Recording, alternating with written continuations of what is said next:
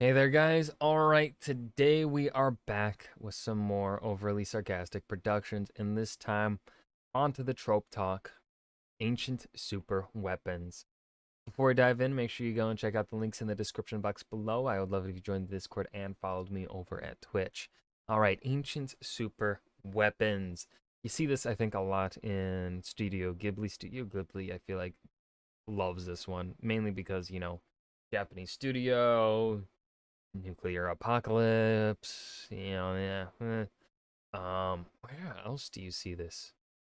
I'm trying to think of other. I mean, you see it a lot in sci-fi. Sci-fi loves this fucking trope.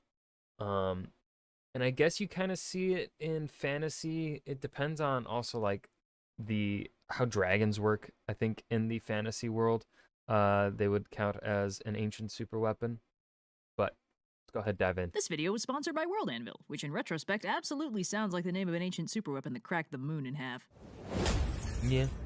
Everyone loves a MacGuffin. That's literally central to the definition. A MacGuffin is a plot device that drives the plot only by being a thing everybody wants. It doesn't matter what the MacGuffin actually is or what it does, just to what lengths the characters are willing to go to get it. That's why, despite the popularity of the term, some plot devices aren't MacGuffins. Sometimes what the plot device can do is actually central to the plot, and there are very few more illustrative examples of this than the ancient superweapon. This is a very specific plot device with a very simple premise. A powerful weapon from an ancient and usually lost civilization.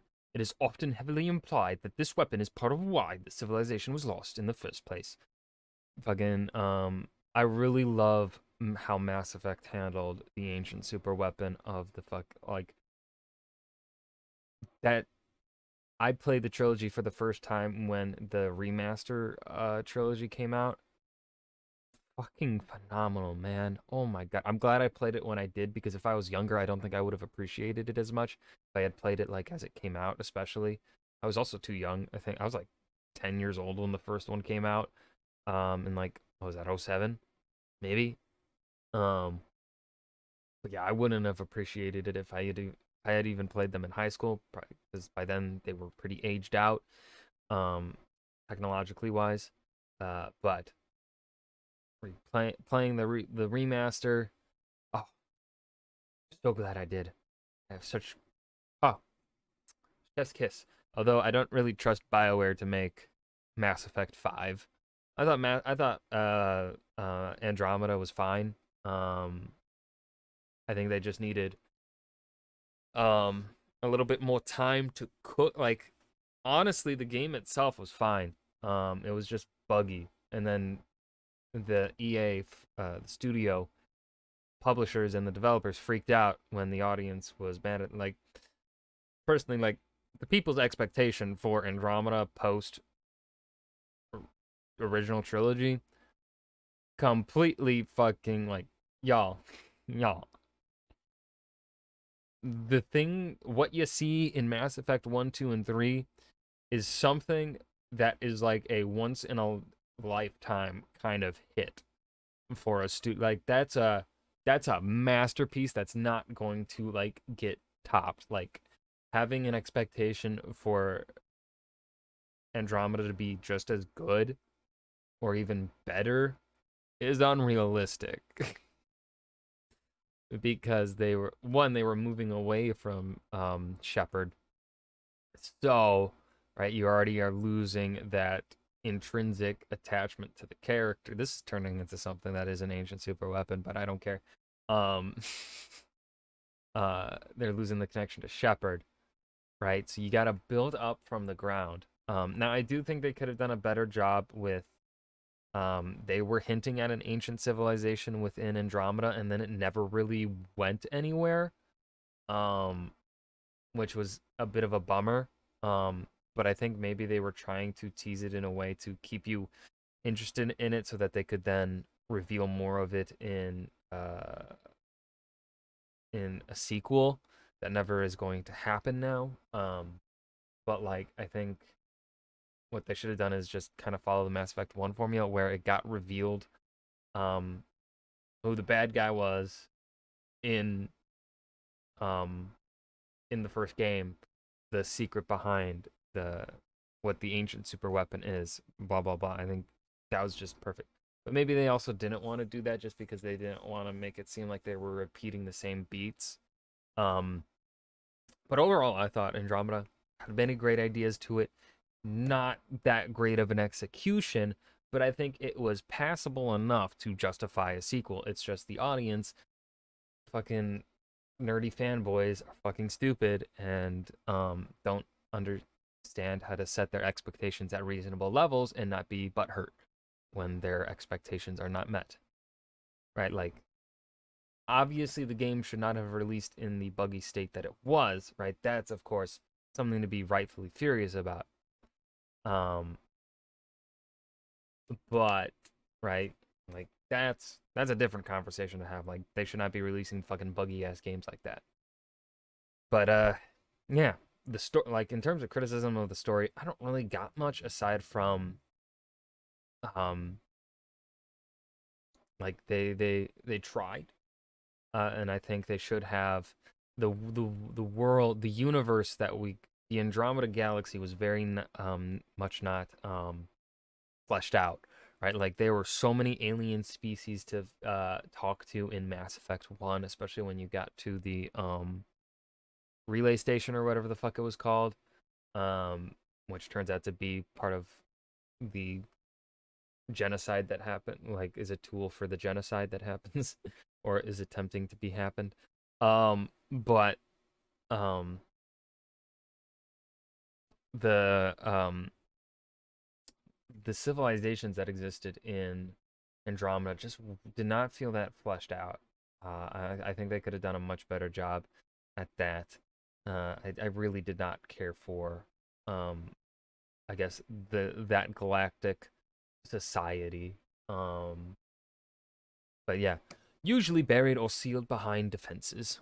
An ancient advanced civilization, or a visionary way ahead of their time, produced a powerful weapon of some kind which was then lost to history. Modern power-hungry people are now searching for this ancient superweapon for usually evil conquest purposes. It is almost 100% guaranteed that by the end of the story, the ancient superweapon will either be destroyed or lost again, even harder this time, to avoid falling into the wrong hands. The associated moral is almost always that this weapon is simply too dangerous to exist. Sometimes it's even explicit that the ancient superweapon caused the destruction of the ancient civilization that created it in the first place, and while absolute power might very well sound good on paper, unleashing it will end very badly for anyone involved. Now, there's many different flavors of ancient superweapons, some more twisty than others, but they almost always follow the exact same general plot structure, which goes like this. First, the villain or villains learn of the existence of the ancient superweapon. This is the inciting incident. If the heroes are looking for the ancient superweapon too, it'll be because of the archaeological implications or because they don't know that it's a weapon. It's generally unheroic to want a powerful weapon, so they're not allowed to be searching for it for power hunger reasons. The villains start looking for the ancient superweapon, possibly looping the heroes in along the way. Maybe they kidnap them, trick them into helping, etc, etc. If the villains don't force their involvement, the heroes will be looking for it on their own. And as a corollary, lots of heroes seem to think something like, if we get the MacGuffin first, we can protect it from the villain, but usually the villain just waits for them to disarm all the crazy traps and get through the riddles guarding the thing before swooping in with, like, regular guns and taking it. It's an oddly common trope. What fucking movie is this? I've never seen this animation before. Considering how broadly unwise it is. Next, the villains inevitably acquire control of the ancient superweapon, frequently during the Darkest Hour plot beat. Expect villainous gloating and damseled protagonists, and if the weapon has a twist, it will be revealed here. Maybe the villain will unleash the superweapon only to find it's something completely uncontrollable, like an instant face melter or a nanite gray goo scenario, or a super plague that takes them out first. Or maybe the ancient superweapon is actually— This is making me want to replay the original Mass Effect trilogy, but like, that's a long-ass game.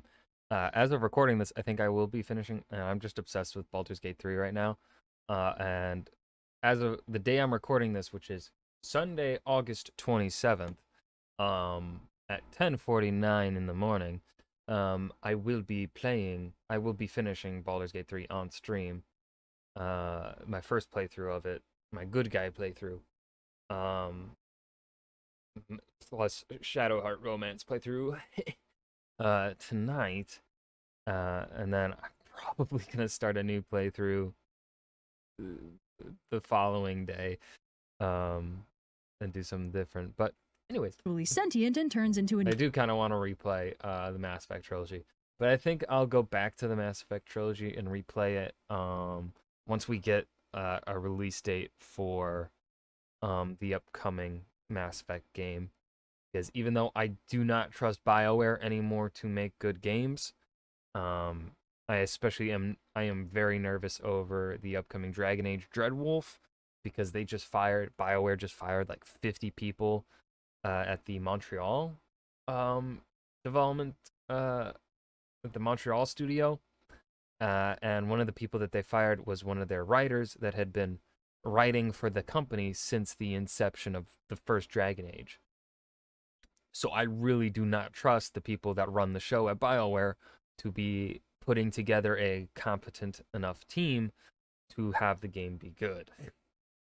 Even bigger villain. There's about a 50-50 shot the villain will be able to control what they unleash, but either way, the heroes oppose this new threat, whether that's the newly powered-up villain using the superweapon or the unleashed superweapon itself. Finally, the heroes succeed and the superweapon is destroyed, often by turning the weapon on itself so it self-destructs. A lesson is learned by all, except the villain, who is almost always dead at this point. Now, this is a very specific plot structure, but it makes a lot of sense. The heroes need a reason to want to find the superweapon, otherwise the villains will just get a hold of it and wreak havoc unopposed. And the hero's reason usually can't be too selfish, since that'd be intrinsically unheroic of them, so unless they're bordering on villain protagonist status, they can't be seeking the weapon for weapon purposes. Either they want it for their own reasons, or the villains get them involved for their nefarious reasons. The villain almost always succeeds in getting the super weapon because it's more interesting for the villain to get a third act power-up than it would be for them to fail, although some Shaggy Dog stories end that way, so it's not like it's unheard of. The heroes oppose the newly powered-up villain or other new threat because that's what heroes do, and the super weapon is usually destroyed because it's so massively powerful and destructive that the implication is it'd always be at risk of falling into the wrong hands. All of these plot beats follow naturally from the basic structure of the premise and the format. Now, there is some internal variation depending on how exactly the superweapon works. As mentioned, if the weapon has a twist about it, it'll usually be revealed when the villain first gets their hands on it. It's fairly common for the weapon to have some kind of unexpected property. For instance, maybe the weapon is actually an ancient and powerful being that was sealed away or sleeping, and the process of unleashing it is a bit more like waking up Cthulhu than getting a nice clean space laser to point at your enemies. In extreme cases, the villain might actually fight the newly unleashed ancient evil, recognizing its bigger fish status and trying to shut it down before it's too late. On the flip side, sometimes the ancient superweapon isn't what the characters expect at all. Maybe it's broken, or eroded with time, or it's an innocent person, or just overall not a weapon they can use. In extreme cases, it flat out kills the first person who unseals it, but in more disappointing cases, it just doesn't work. This is also bordering on MacGuffin status and is overall less exciting than if the weapon is actually dangerous, so it's less common than the spicy variant.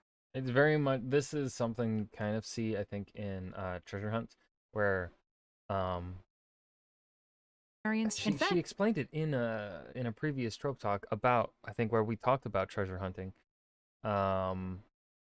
But yeah, whatever. It's much more common for the weapon to be way more dangerous than anyone anticipated. This helps answer the structural question of, hey, if this weapon is so powerful, why is the civilization that made it in ruins and not ruling the world right now? The simplest answer is that the civilization either couldn't unleash it or did so much damage unleashing it that they collapsed. This ties into a really fun space of tropes about lost civilizations and hubris and apocalyptic collapses, and sometimes if the story is feeling real generous, we'll get something like an apocalypse log where in the God, fucking... Oh, I love the Horizon Zero Dawn. If you have not played Horizon Zero Dawn, fucking play it. It is a masterpiece. The facial animations in the first game aren't that good. Especially after playing Horizon Forbidden West. But the overall story is just... I just love the piecing together what happened to Earth in its final days before Zero Dawn came, or the end of their civilization came. I loved piecing it together. I loved then piecing together what the fuck went wrong after the apocalypse and before humanity left their pods or whatever. That, like, what went wrong, the hacking or whatever the fuck, was so well done. Horizon Forbidden West was a step down, in my opinion. I did not care for it as much because a lot of the mystery was gone. They brought in aliens, and I did not care for the alien part, or at least the way they handled the aliens. I did not care too much for. I thought a lot of it was a bit weird. And then there's a character that is in Zero Dawn. I'm not gonna spoil it. There's a character in Zero Dawn that you're supposed to fucking hate, right? And they are there in Forbidden West in a way, but the way I did not like how that story was particularly handled. I would have had it handled a different way. Um, there was a lot in Forbidden West, but ultimately it didn't come together for me. They tried to have a very cool set piece final battle, and they almost did, but also didn't. There's also a character death that happens that I just felt like was kind of sort of a fridge. Like you saw it coming from a mile away. I just did not like how they handled that character death. It just felt too obvious that the character was going to die and not necessary for the character progression and story itself. But fucking Aloy, the voice actress for Aloy, fucking rent was due, dude. Holy shit. Ashley Birch killed it. It's just a shame that she had to compete. You know, the year Forbidden West came out, she had tough competition with other voice actors. So that's just a shame that so many other good games released same year as Forbidden West. Anyways. The ancient civilization left a written record or audio logs of how the ancient superweapon was so unexpectedly crazy deadly that everything went to shit the minute it switched on. These stories usually have very on-the-nose narratives about hubris and power hunger and the poignant tragedy of a great civilization crumbling under its own achievement. Sometimes this is actually too on the nose, so instead of a blatant narration of the apocalyptic downfall of civilization, we'll just get these themes through environmental storytelling instead. Murals or legends or just part of the background design that show the scars of an ancient cataclysm. Now, all that said, this is nowhere near the only story you can tell about an ancient superweapon. It's probably the simplest one, but there's plenty of room for variation. For instance, sometimes the ancient superweapon isn't hidden, it's completely forgotten. Ancient lost civilizations sometimes get new civilizations built on top of them, using their now forgotten and arcane technology for new mundane purposes with no idea what they used to do. Sometimes ancient ruins will be half buried in long deactivated factory production lines, or magical life-giving crystals will be ancient. But yeah, essentially my biggest critique of Horizon Forbidden West is that they didn't a lot of the mystery was gone, which I think is part of the problem with Zero Dawn, right? Is that it genuinely does such a good job of filling you in on what happened that there really is very little mystery left. But then the thing that was like still like another thing I didn't care for was the gameplay changes. There was just so much to have to remember, like in terms of like the needing to check every monster to see what they are like weak against and what their weak points are, because they added so much, disrupted the flow of gameplay for me that I just did not care for it. Whereas Zero Dawn had that perfect amount where it was just enough where like maybe now and then you gotta check. Like if it's a big monster, it's like you probably should check, make sure, double check. But like most of the monsters, you after a while you like remember like, okay, this thing is weak against this type of arrow, this kind of trap, blah blah. This is how I fight them. Like, yeah, felt like a fucking hunt. You felt so cool in Zero Dawn because you did eventually memorize them. In Forbidden West, there was just so much that I needed to keep track of that I couldn't keep all of the monster types memorized and which arrows they were weak to and which weak points that they had. Yeah. Like, don't get me wrong. I still very much enjoyed Forbidden West. I think I still ranked it after playing it. I think I gave it like a 7 out of 10. I think I'd stick with that 7 out of 10. It's been over a year since release. I think it fits a 7 out of 10 ranking. Whereas I gave Zero Dawn like a 10 out of 10. It's one of my favorite games of all time. It's just Forbidden West had a lot going on that ultimately didn't, I feel like, lead anywhere. Ancient super advanced technology, or crumbling statues will be rusted robots. In this format, instead of chasing down a lost weapon, typically someone rediscovers the purpose of this ancient tech, or a living relic from that ancient civilization reboots that ancient tech that the rest of the world forgot about, or the characters just stumble on the half-broken but still very dangerous remnants of that ancient weaponry. In this form, the trope helps add depth to the setting by introducing a layer of ancient advanced civilization lost to time and decay, and even implies that the current world is technically post-apocalyptic, a low-tech feudal world balanced on the forgotten ruins remains of a thriving ancient empire. The exact nature of the weapon or the tech depends entirely on the setting and what the writer wants to do with it, but ancient robots are extremely common and ancient space lasers are just about as common. Depending on the execution, this trope also has occasional shades of eldritch horror, and it's not really all that surprising. Ancient superweapon can mean a lot of things, but the definition does require it to be ancient and dangerous, two key factors shared by most eldritch horrors. Some ancient superweapons are pretty basic by superweapon standards, like a really big gun, but some of them are a lot more unnerving, either due to their inherent nature or the effect they had on the civilization that created them. Sometimes in the process of uncovering the ancient superweapon, the characters piece together the story of how it became lost technology in the first place. I love how she's just using, Horizon Zero Dawn is such a good game, which is often apocalyptically tragic. This applies even in stories where the characters don't realize there's a weapon involved. They might think they're just on a generic MacGuffin hunt looking for treasure or archaeologically significant discoveries, only to learn that the ruins they're exploring were wrecked by something very dangerous, often the very MacGuffin they're after. Ancient superweapons frequently have very strong narrative themes about the dangers of toying with forces beyond human comprehension and unleashing something ultimately unstoppable. See, the ultimate question of the ancient superweapon is, if it's so powerful, why didn't its creators win? Why aren't they ruling the world as we speak, with an ancient superweapon mounted on every satellite? This question can be answered a lot of different ways, but the implications are almost always tragic. In some stories, the ancient superweapon didn't win because it was so deadly destructive that it made the world broadly uninhabitable until things eventually recovered. Essentially, the people who fired the weapon had so much trouble staying alive after that they couldn't reap the tactical benefits anyway. In these stories, remnants of the ancient superweapon or the damage it did often linger in the form of fallout, toxins, half-buried ruins, or the occasional half-dead killer robot. These stories are often sneakily post-apocalyptic. Ted Pharaoh, I'm gonna wring your fucking neck, you trillionaire bitch.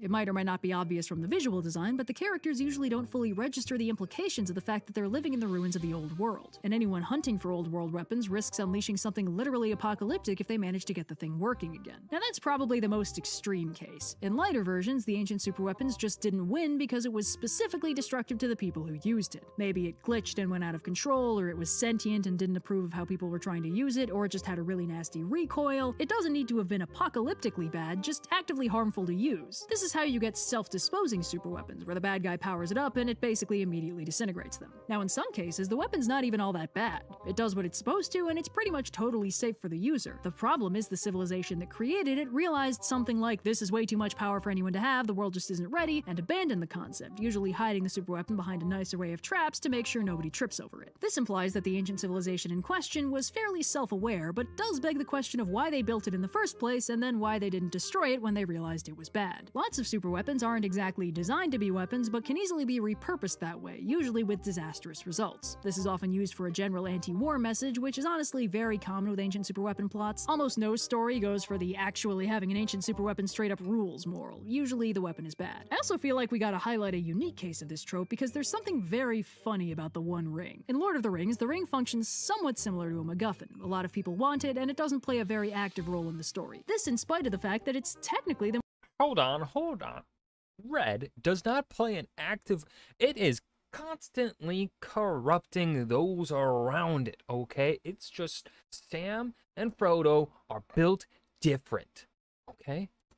the most powerful weapon in the world. The power of the One Ring is to control the other rings of power, and by extension, the people wearing them, and by further extension, all the races of Middle-earth. Other than that, what the ring can actually do is vague. Turns the wearer invisible, sure, but also maybe makes them scarier and evil, and it lets them live longer, but it totally wrecks their dental work in the process. But allegedly, if someone actually strong got it, it'd be a very different story. But that vagueness and apparent general uselessness doesn't stop everyone from trying to get it. Sauron included, who made the classic villain mistake of dumping a lot of his power into it when he made it, significantly nerfing himself. Boromir and Isildur both end up tempted by the ring, which was presumably whispering promises of military might and Snickers bars for everyone, considering the thing doesn't really seem to work for anyone but Sauron. The story does talk a big game about how someone sufficiently powerful could become even more scary and dangerous with the ring, but we never really see that happen. Everyone who gets the ring post-Sauron is a... Yeah, that's one thing. I think that is a valid criticism, though, is that, right, we constantly hear, and even, right, the reason why Aragorn takes the Palantir and confronts Sauron in that way is to be like, hey, I have returned. The Isildur's bloodline has returned, and I'm coming for you. Essentially, it's to kind of, he's insinuating to Sauron, I may have your ring. And Sauron, the only person, like, there are two people that I think Sauron feared. That being Gandalf, well, 3 people: Gandalf, Galadriel, and Aragorn, because both Gandalf and Galadriel are powerful enough to take the ring from him and steal it from him and essentially usurp him as the wearer of the ring. They would still be corrupted by the ring's influence and things like that, but they would be, as essentially like Galadriel says, both Gandalf and Galadriel say, like, they would rule through what they perceive as good, but it would still be like tyrannical kind of a rule. Aragorn, because of his bloodline, and his just nature, his demeanor, the person that he is, his personal qualities as a human, as a Dunedain, are, you know, he'd also kind of wielded in a similar way to Galadriel and Aragorn, doing it through good. He'd be able to take it from Sauron, and because of Sauron's opinions on humanity, he's genuinely afraid, like, he's like, Gandalf and Galadriel will probably deny the ring. They'd probably be able to, like, reject it. But also part of, you know, he also can't comprehend people wanting to destroy it. That's part of why Frodo is able to destroy it, because Sauron just cannot comprehend people actually wanting to destroy the thing that he made. But anyways, like, Aragorn is like the one person he fucking fears. Because he's, you know, a descendant of the person that, you know, stopped him at the end of the Second Age. Anyways, what was I saying? Where was I supposed to be going with this? Oh, yeah. That's one valid criticism, though, of Tolkien's work, is we never genuinely see someone usurp the ring, the power of the ring from Sauron. And because of that, you kind of just have to trust the author that, like, what these characters saying are true, which can be a little, you know, that's very much a we're being told that information, not shown it, which I'm okay with it, but, like, you know, that I would say that is a fairly valid criticism of when it comes to, if you're someone that wants to understand the big bad weapon, right? Like, you want that more hard magic system where it's very much you understand the rules of it.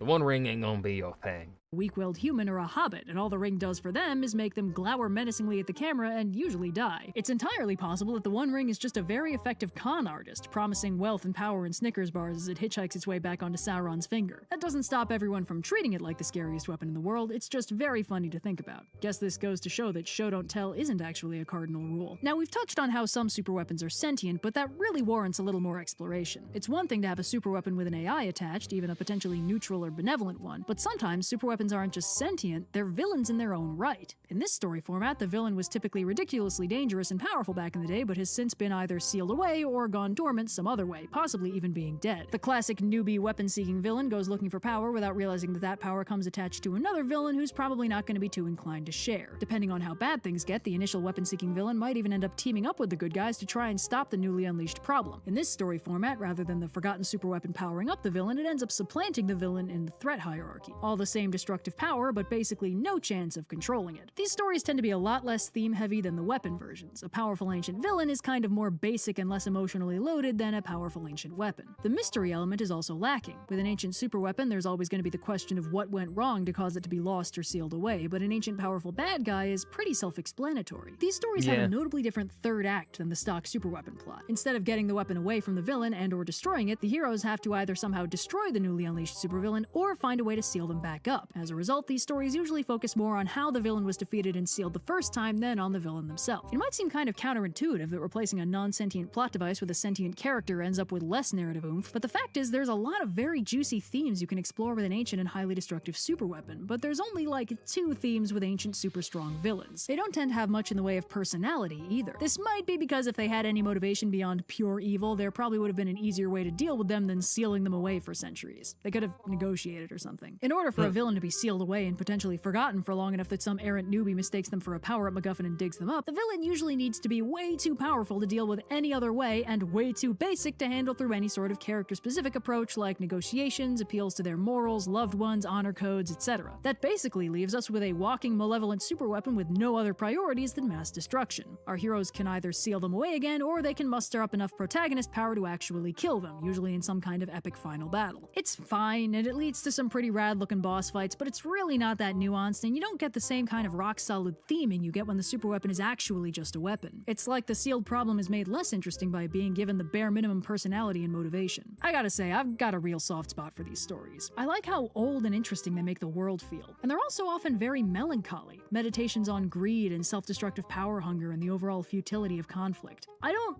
think this is just because the last few years have felt like one apocalypse after another, so the genre overall is hitting different. I honestly think this is a very universal story structure. History moves in cycles and everything dies eventually, and it's impossible to predict what it'll leave behind when it goes. The story structure of an ancient weapon of mass destruction outliving the civilization that created it is just a meditation on destruction itself. And you know, it might be tempting to read into the angsty doomer side of this trope, to draw connections to scary things like nuclear weaponry and climate change and other far-reaching destructive consequences to things we didn't fully understand when we unleashed them. But I like to focus on the flip side of this trope. Things grow back. Things did get very bad, civilization-destroyingly bad, but life never stopped moving forward. The villains of these stories are always looking back, grabbing for bright bursts of flashy power and ignoring the context that created them in the first place, the lessons of history plainly written on the mausoleum walls. The heroes look forward towards growth in life, small-scale tangible victories that matter on the personal scale. This aesthetic is found very strongly in Ghibli movies, and it's no coincidence that the terrifying apocalyptic threats of ancient and overwhelming horror are faced down by cheerful cottagecore protagonists who make breakfast in the morning and spend their days in bright, cluttered homes with their loved ones. Both sides of the story are always true. The horror of the past is real, but so is the future. And in the end, the past is always buried, and the heroes move into the future as best they can.